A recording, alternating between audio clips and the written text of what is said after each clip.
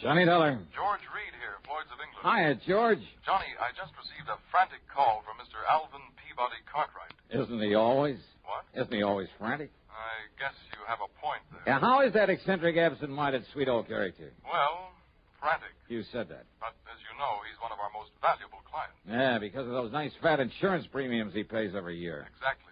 So it's important that we never hesitate to serve him when he calls on us. So what goes? He wants you out on the West Coast immediately. Oh, why?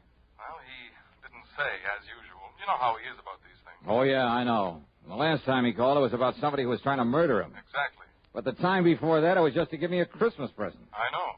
Okay, George. His place in Beverly Hills? No, he's up in Santa Barbara at the home of Mr. Rockland Rockwell. Rockwell. Also a client of ours, also extremely wealthy. Well, good. Maybe I can drag down a nice big fee on this one. Also, Johnny. Yeah? If this thing involves Mr. Rockwell rather than Cartwright, well, believe me, it may be plenty serious. Oh? Okay, George. I'll be in touch.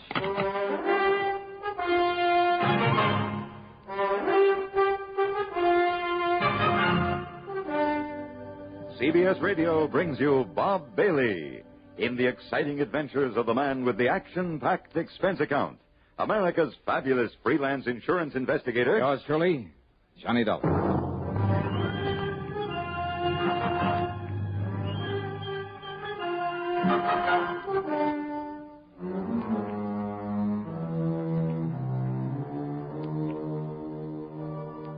Expense account submitted by Special Investigator Johnny Dollar. The Floyds of England, North American Office, Hartford, Connecticut. Following is an account of expenses incurred during my investigation of the too much money matter. Expense account item 1, $171.40 for a plane that got me to Los Angeles early the next morning. Item 2, $50 deposit on a rental car. And the drive up the coast to Santa Barbara took me a little under 2 hours. A gas station attendant who gave me directions to the Rockwell place seemed quite impressed that I was going there. I found out why about 20 minutes later after driving up to the top of a high, densely wooded hill. Yeah, there must have been 10 acres, all of it beautifully landscaped. Broad, sweeping lawns. And on the wide, winding road up to the main house, I must have passed at least a dozen gardeners and nurserymen, tending not only the vast lawns, but the well-ordered shrubbery and the magnificent trees, the myriad flower beds. As for the house itself, well, to call it a castle would almost be an understatement. All of it built of native stone with towers, turrets, and parapets. And purely incidentally, there must have been 7 expensive cars parked in the driveway. Yeah, I felt almost timid about raising the heavy iron knocker. Yeah, real impressive. Johnny! I knew you wouldn't let me down. Yeah, hi, Mr. Cartwright. You're a good boy, Johnny. Only, I expected nothing less than 3 or 4 uniformed butlers to let me into a joint like this. Isn't it a lovely little place? You call this little? Well, if Rocky Rockwell ever gives in to me and sells me this house, yeah, or if anything happens to him... Oh, you think something may? Oh, now that's a silly question. Why else do you think I'd send all the way to Hartford for you? Oh, this is a terrible situation, Johnny. It's well, you terrible. better tell me all about it, then. Well, then don't just stand here at the door letting in the flies. Oh. Come on inside and I will. Yeah, sure. Johnny, I've thought that I've had reason to think that maybe my life might have been in danger now and then. Oh, I know. But always, thanks to you, that danger's been removed. But in the case of Rocky here, oh, and he's an old friend. Well, Johnny, I honestly don't know what you can do about this whole terrible thing. But you will, won't you? I mean, you'll do everything you can. Well, where is Mr. Rockwell? Brave, brave man that he is. Rocky is going right ahead with his parties, his entertaining, just as though nothing was wrong. Entertaining of whom, Mr. Cartwright? Of anybody, everything. Huh? Oh, now, don't you understand, Johnny? That's all he does. Oh. He gives hunts and balls and parties and entertains people. Well, what would you do if you had all his money in this beautiful place and all the time in the world to do it? Well, I don't know. Well, of course you would. So, right now, Rocky and his guests are out riding on a fox hunt. You know, yoinks and tally-ho and suey and all the rest of it. You know. Oh, yeah? Yeah, just as though everything was all right. But it isn't. Oh, no, it certainly isn't. And if this This terrible. Look at this tragic. This- Here, this. This what, Mr. Cartwright? What? Well, you still haven't told me just what you're so worried about. What's the matter with you, boy? I'm worried about my friend, Rocky. Rocky Rockwell. But why? Huh? Oh. Well? Yeah, oh, yes. Well, of course. Well, because he's going to be murdered. You're sure of that? Yes, Johnny. Murdered.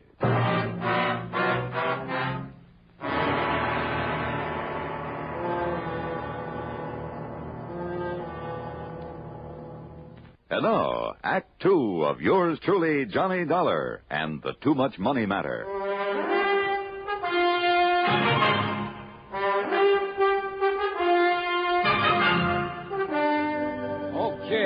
Okay, now, Mr. Cartwright, you'd better tell me exactly what reason you have for thinking Mr. Rockwell may be murdered. Maybe he will be it.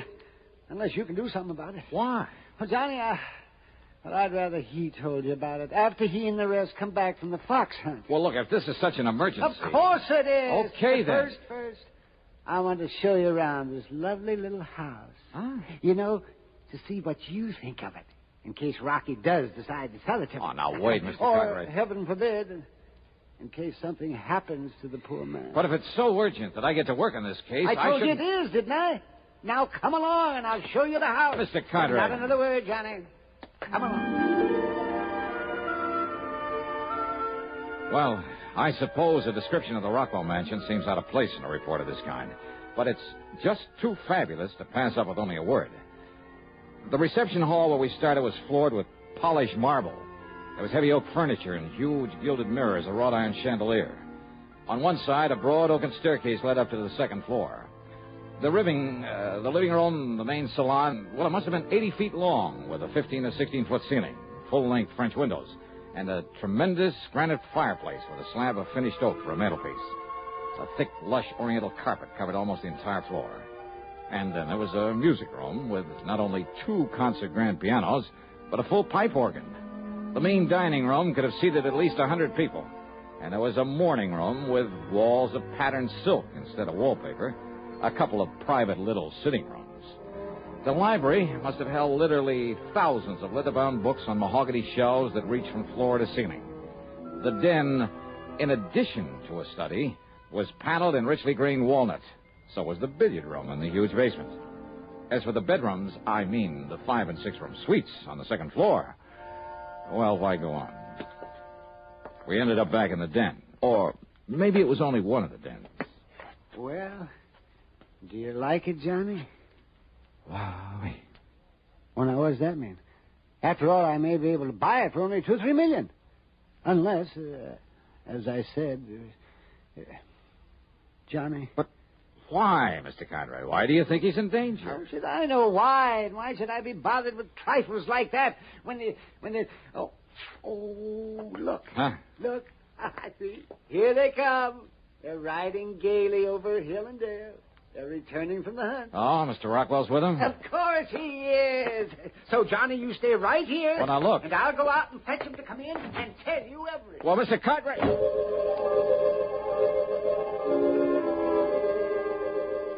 A few minutes later, when Mr. Cartwright brought him into the den, well, Rockland Rockwell was hardly the stately, dignified sort of person you'd expect to be the lord of such a manor.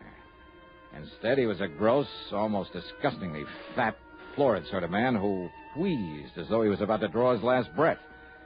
I wondered how he'd survived the rigors of a fox hunt, or more to the point, how he'd found a horse powerful enough to carry him over the jumps. He plumped into a chair and got right to the point. It's as simple as this, Dollar. Huh? Years ago, over in England, I pulled a real fast one on one of my competitors over there. A fellow named Ashley, Lord Jacob Hunter Ashley, Britisher. Oh, I see. Britisher. He did it so clever, yes, he never knew that I was behind it all.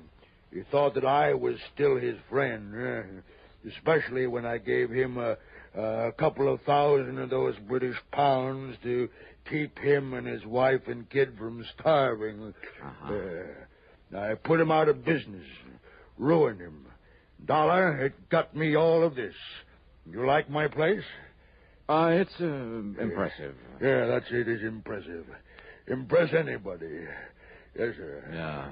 But go on, please. Well, Dollar, I figured I'd been smart enough that nobody would ever know that it was me tricked Ashley, especially when Ashley finally died, not even knowing himself. But now somehow Ashley's son, Marvin, been one of those worthless actors, play actor all his life, and somehow Marvin Ashley has found out.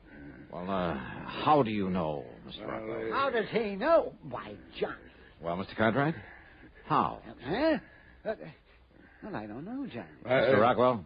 A few months ago, Marvin wrote me from England and said he was coming here and to take bloody revenge for the poverty I inflicted upon his father and family. And his exact words, Dollar. Exact words, huh? Words, yeah. Well, then he must have been quite a ham. Yes, and then a few days ago, a telephone call, that silly British accent, just like his father. Young Ashley. Yes, Marvin Ashley, to say that he was here in the States. I see. And I told him that I'm a changed man, Dollar. Well, I hope so, Rocky. Yes, I told him that I'd make it up to him and give him anything he wants. Told him it's been on my conscience, and it has, Dollar. Yeah, I'm sure it has. But he told me that he's coming here, that he's going to kill me. Rocky, for what you did, I don't blame him. I know. Yes, well, if I'd have known such a thing about you... I know. But I'm sorry now. I'm sorry. Why? Because you're scared? I say I'm sorry. Isn't that enough? All right. Don't you see, Dollar? Unless you can somehow find him, he'll murder me. Murder me.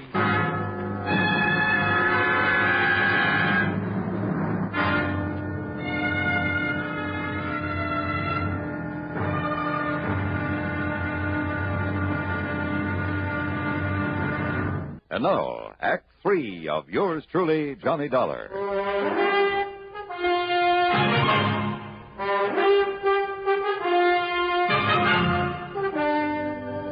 Rocky Rockwell, if I'd known this about you, and I thought you'd earned all your money honestly. Who are you to talk, Alvin? Did you earn yours honestly? Well, of course I did. I inherited it. Oh, now, look, All gentlemen. right, Dollar. Maybe I was wrong. Maybe Ashley is right in wanting to kill me, but it's your duty to see that he doesn't, whether you like it or not. Okay, maybe so. At least until I can get the police here. And the police? And expose me for what I am? I mean for what I once was? Maybe you were right the first time. Attaboy, Johnny. I'm with you. Why, Rocky... You shut up, Alvin. Now, listen, Dollar. Marvin Ashley could even be one of the people here in my home right now. You mean you don't even know all your house guests? How can I? There must be 20 of them. 20 or more. Sure, some of them are friends, but some are friends of friends, or friends of friends of friends, or I entertain people all the time. Everybody knows it, so anybody comes who wants to. All this so you can show off your wealth. All right. So what of it is, eh? How much do you know about young Ashley? His looks, his build? Nothing. How old is he? Well, he could be 35 or 40 by now. Well, if he hasn't shown his hand, made any attempt to get at you... If he hasn't yet, then he will. And if he's here now, you've got to find him. Well, Dollar? I'll give it some thought. I didn't like this, because I didn't like the man Rockwell. But a job's a job, and after all, I was on assignment. There were nearly 30 people at dinner that evening, and Rockwell made a good host, even though he didn't know the names of half of them, and he gave no sign that he suspected any of them. Nor did I. Nor did I see anyone who looked or sounded English, much less like any actor I've ever known. After dinner, Rockwell took me aside. Well, Dollar, is he here? Have you spotted him? No.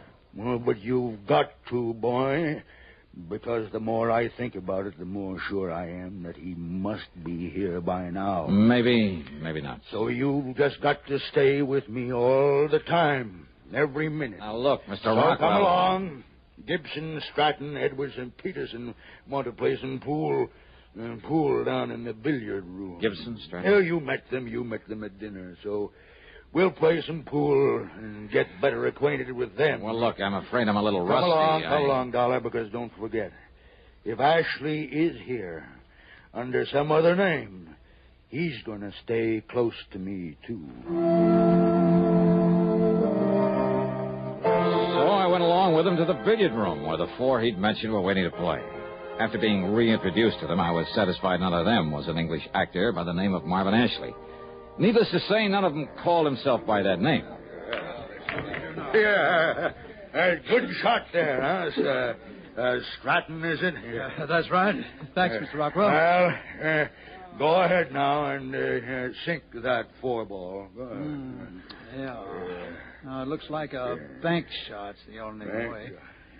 Well, here goes. It's too bad, Stratton. You might have made that with a massa shot. With a what, Mr. Gibson? Massa. Masse shot, Dollar, is when you hold the cue up vertical and... Oh, yes. I'll show you $1 after this game is over. Dollar? Yeah. Name seems... Oh, does it, Mr. Gibson? Well, come on now, Edwards. What are you waiting for? See if you can get that 4-ball. Sure, Mr. Rockwell. Sure I can. 4-ball. And the 5 and the 6 and all the rest. You watch this. Tell me, you ever get up San Francisco way, Dollar? Well, not often, Mr. Gibson. Why, are you in business up there? Yeah, in a brokerage office. Oh. Rockwell's one of my accounts. I doubt if he even knows it, though. I had to introduce myself like a perfect stranger when I came down here for the weekend. Yeah, I can understand that, all right. Okay, now, Peterson, see how you can do. 5-ball, eh? Well, I certainly missed that time. I got the 4-ball and nothing else. Edwards, is it? That's right, Sam Edwards. And your name again? Dollar. You look familiar, Edwards. Do I? Yeah, haven't I seen your face or picture somewhere before? Excuse me, will you? I want to get myself another drink. Yeah, sure. That was funny. Oh, but as I was about to say, Dollar, when you come up to San Francisco again, look me up. I'll show you the town, give you the grand tour. Fine. Good. Drive you down the coast to Cliff House, perhaps, for lunch. To where?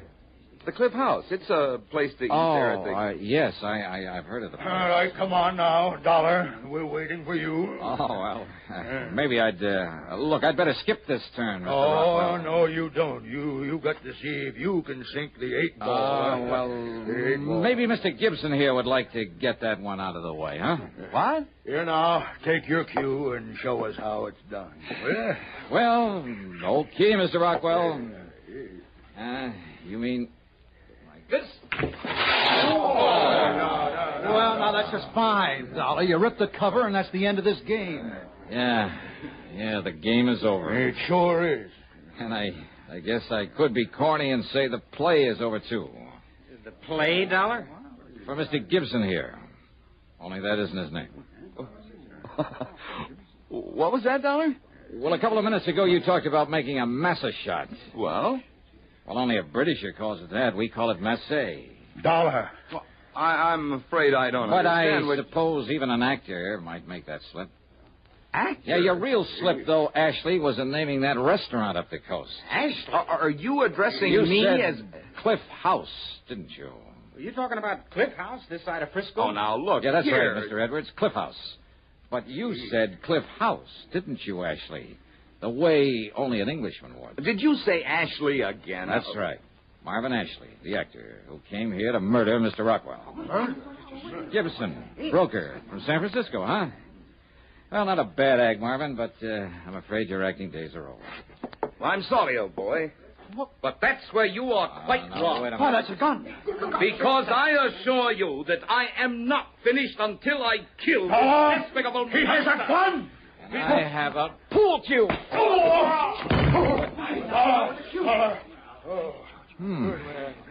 Not as rusty as I thought.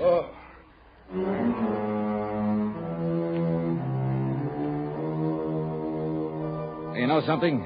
Dear old Alvin P. Cartwright furnished the high-powered legal talent that got Ashley off with nothing more than deportation. And needless to say, Cartwright is really through with Rockwell, as who wouldn't be. Expense account total? Forget it. Alvin P. handed me a check big enough for 3 expense accounts. Yours truly, Johnny Dollar.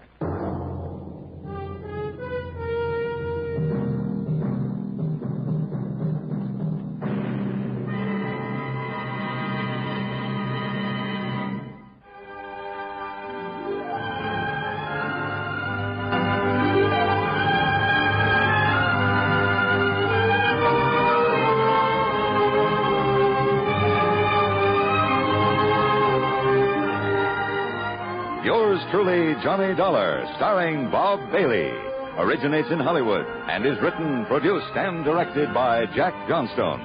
Heard in our cast were G. Stanley Jones, Howard McNear, Chet Stratton, Marvin Miller, and Sam Edwards. Be sure to join us next week, same time and station, for another exciting story of Yours truly, Johnny Dollar.